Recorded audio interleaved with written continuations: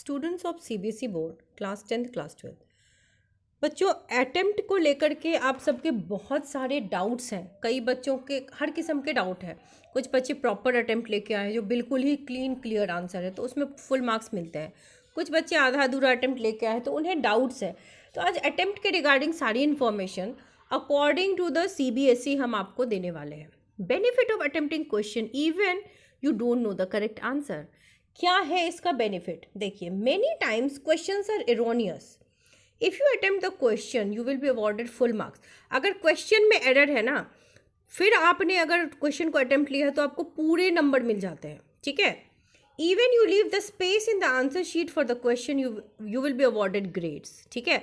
मान लो किसी क्वेश्चन में एरर था, मुझे नहीं आ रहा था, मैंने आंसर मान लो सपोज 1 का ब्लैंक छोड़ दिया या कुछ गलत भी लिख दिया, तो मुझे पूरे नंबर देगी सीबीएसई, ठीक है। अगर मान लो टीचर ने यहाँ पे टिक मार्क लगा दिया, एरर वाला क्वेश्चन नहीं, कोई नॉर्मल क्वेश्चन है जिसमें मैंने गलत लिखा है लेकिन टीचर ने टिक मार्क कर दिया है, तो और मार्क्स देना भूल गया, आपको इस क्वेश्चन में पूरे नंबर देगी सीबीएसई, क्योंकि हाई कोर्ट का ये ऑर्डर आया है। If you write something related to the question you will be getting some marks. आपको कई बच्चों को ऐसा लगता है कि ऐसे ही हम बोल रहे हैं कि अटेम्प्ट के नंबर मिलते हैं, ठीक है, बट ऐसा है नहीं। आप विथ प्रूफ देख सकते हैं इन चीज़ों को। Many things which matters. अब नंबर कितने मिलेंगे? मान लो 5 मार्क्स का क्वेश्चन है, हर बच्चे को 5 आउट ऑफ 5 तो नहीं मिलेगा, है ना। किसी को 4 मिलेगा, किसी को 3 मिलेगा, किसी को 2, किसी को 1, किसी को हाफ।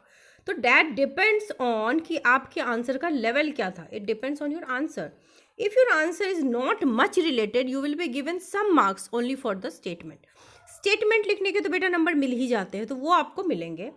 ये थोड़ा सा एग्जामिनर पे भी डिपेंड करता है, उसके टेम्पर पे भी डिपेंड करता है। मान लो कि I am checking some question, आपने उतने अच्छे आंसर्स नहीं लिखे, बट मैं चाहूँ तो आपको 4/5 दे सकती हूँ, इसलिए क्योंकि कोई क्रॉस वेरीफाई नहीं करेगा कि आपने ज़्यादा नंबर क्यों दिए। अगर ज़्यादा नंबर का क्रॉस वेरिफिकेशन कब होगा? जब आप टॉपर के रेंज में जा रहे हो, आपको फुल मार्क्स आ रहे हैं, तो फिर ऐसी जगहों पे अगला एग्जामिनर टोकेगा मुझे।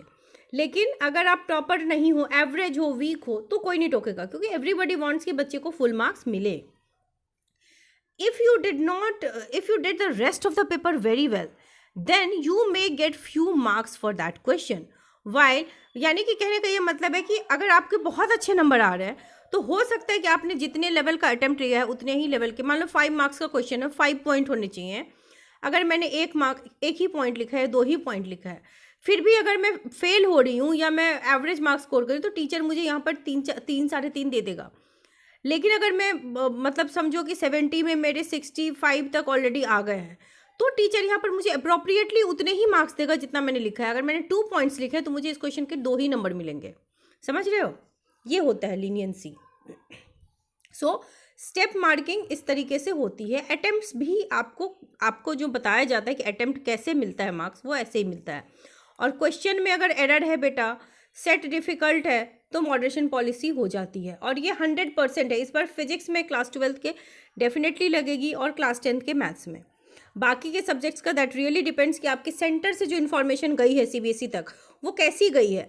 कई स्कूल्स ने अभी इन्फॉर्मेशन सेंड नहीं किया है, तो सीबीएसई ने एक नया सर्कुलर जारी करके बताया कि भाई इन्फॉर्मेशन आपको भेजनी है। इंटरनल मार्क्स तो बेटा सबको मिलते ही हैं और ढंग से मिलते हैं। मैंने कुछ रिजल्ट्स आपको दिखाए हैं जिसमें प्रॉपर इंटरनल मार्क्स बच्चों को दिए गए हैं। Lastly but not the least, grace marks भी दिए जाते हैं एटलीस्ट 2 सब्जेक्ट्स में, ताकि बच्चा अगर 1-2 सब्जेक्ट में पास नहीं हो पा रहा है तो उसको पास कर दिया जाए। सो अटेम्प्ट के रिगार्डिंग आई थिंक आपके जो डाउट्स थे वो क्लियर हो गए होंगे। नाउ एमसीक्यू में ऑप्शन नहीं लिखा है, सिर्फ आंसर लिखा है। हाँ बेटा, टीचर आपको नंबर दे देगा, लेकिन ऐसा आपको करना नहीं चाहिए था, है ना। ऐसा करना नहीं चाहिए था। आपने ये तो हो गया आधा अधूरा लिखना। क्यों आप लोग ऐसा करते हो बताओ? नंबर आपको ऐसा करना इसलिए नहीं चाहिए क्योंकि देखो रूल के अकॉर्डिंग आपको चीज़ें लिखनी पड़ती है, option, number and answer. But yes, teacher पिछले साल भी टीचर्स ने नंबर दिया था ऐसे आंसर्स पे। कई बार बच्चे ऑप्शन नंबर लिखना भूल जाते हैं या आंसर लिखना भूल जाते हैं, ऑप्शन नंबर लिख दिया, तो इन बोथ द केसेस आपको नंबर टीचर दे देते हैं, ठीक है। देन बेटा आपको क्या है कि कोई भी डाउट है, क्वेरी है, आप मुझे कमेंट सेक्शन में लिख दो। आई विल ट्राई, मैं कोशिश करती हूँ कि हर वीडियो में आपके कुछ सर्टेन नंबर ऑफ कमेंट्स को मैं देख सकूँ और कोशिश करूँ कि आपके उन डाउट्स को क्लियर करे, और जो कॉमन डाउट्स हैं वो तो क्लियर हो ही जाए। ओके इफ क्योंकि मैं अगर आपके कॉल्स लेने लगी तो मैं कैसे ले पाऊंगी इतने बच्चों के calls, it's not possible. If someone is already passing will they get marks for, yes you will get marks for attempting. Passing, ये रूल सिर्फ पासिंग तक थोड़ी ना सीमित है कि आप पासिंग नहीं लाओगे तो आपको उसके बाद अटेम्प्ट के नंबर नहीं मिलेंगे. जो रूल्स हैं that is rule for every student. Like in chemistry I am hoping to pass, but excluding that I have attempted few questions, may be wrong. अगर बेटा बिल्कुल ही एब्सर्ड आंसर है तो देन टीचर पे डिपेंड करता है कि वो आपको कितने देते हैं उस पर. ठीक है, लेकिन मार्क्स तो मिलेगा. अटेम्प्ट करोगे तो मार्क्स मिलेगा. थोड़ा भी रेलेवेंट है तो मिलेगा. कई बार आप आउट ऑफ द बॉक्स लिख के आते हो जो कि रेलेवेंट भी नहीं होता, लेकिन थिंकिंग पावर आपकी अच्छी है, तो वहाँ भी टीचर को कहा जाता है, सीबीएसई ये कह देती है out of the box answers पे तो पूरे नंबर दे दिए जाते हैं. Set 2 was difficult. फिजिक्स के कुछ बच्चे सेट 2 डिफ़िकल्ट बता रहे हैं.